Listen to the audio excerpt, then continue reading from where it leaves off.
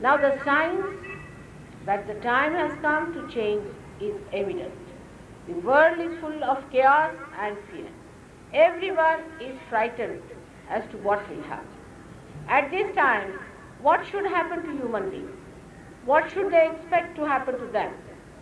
And what they expect is that they should get their self-realization. But many people don't know what is self-realization is, what to expect out of self-realization. It's all right, as she said, that we have to expect cool breeze of the Holy Ghost and all that. But what about it? Even after doing all that, what do you get? What is self-realization? What is yourself and where it lies? Self is a reflection of God within us, our heart. It resides in the heart, but is seated here on top of your head, on the pontifical bone area. The reflection is in your heart of God, is just a witnessing power of God. He is witnessing you. He is the one who is the Kshetragya. He is watching the field.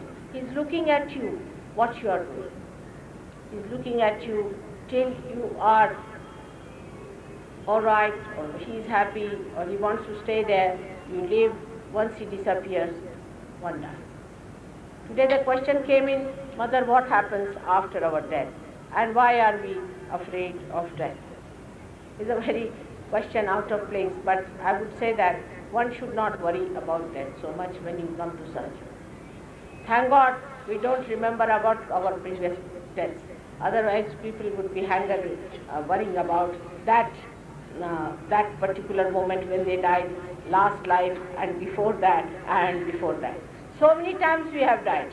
Why should we worry about death now? Even now, if you have to die, it's all right. It's a part of changing your clothes that you have to change.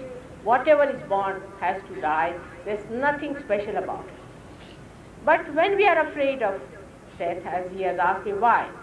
Because you have not found out something that is eternal, that is Amar, which does not die. That is your spirit. That's Satchidananda Swarupa spirit, Atma within you, which has not yet died. And it has not died, never it will die. It is eternal, and that's why you are afraid, because you have not known that state where you become the spirit. Once you become the spirit, when you are the spirit, then you are not worried about death, because you are Amara, you know that I am not going to die. Say for example, a thing that is going to die is this flower, because it has been taken away from the tree.